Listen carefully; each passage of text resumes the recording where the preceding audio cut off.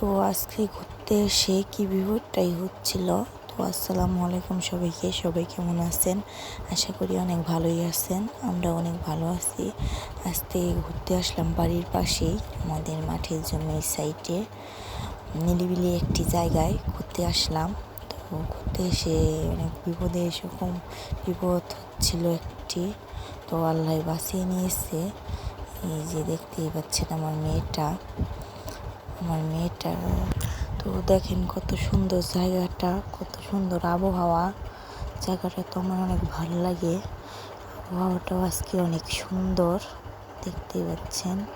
এই যে আমার মেয়েটা, আমরা যাবো এদিকে আর আমার মেয়েটা দৌড় পেরে যাচ্ছে ওইদিকে। ওকে তো একদমই ছাড়া যায় না, তাই ওর বাবা ওকে হাত ধরে নিয়ে আসতেছে।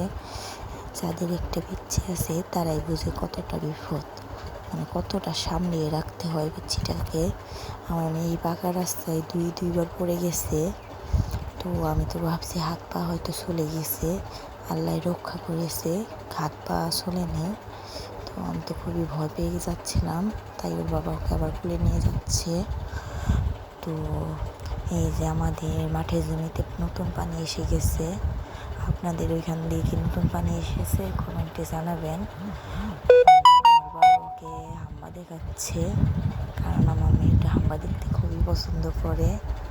আর আকাশটাও আজকে অনেক মেঘলা।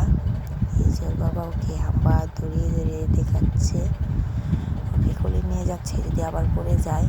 আর আকাশটা দেখেন, সূর্যটা কত সুন্দর দেখা যাচ্ছে। আমরা বেশি দূরে আসি নাই, ওই যে মাঠের ওই পাশেই আমাদের বাসা।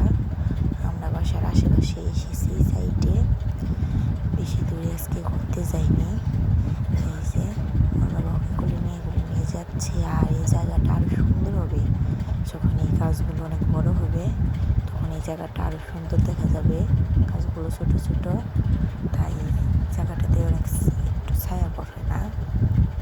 আমার মেয়েটা আবার নেমে পড়েছে, শুধু দৌড়াচ্ছে। তো আসসালামু আলাইকুম সবাইকে, সবাই ভালো থাকবেন, আল্লাহ হাফিজ। আজকের ভিডিওটা এই পর্যন্তই।